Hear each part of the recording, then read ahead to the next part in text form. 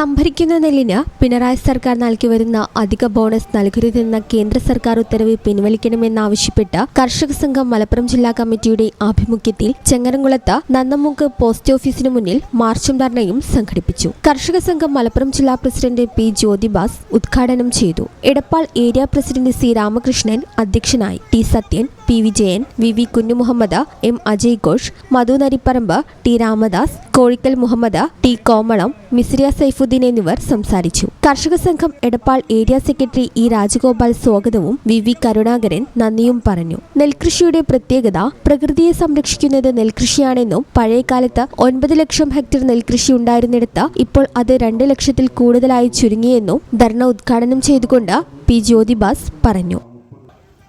ഈ channel news ചെങ്ങരംകുളം.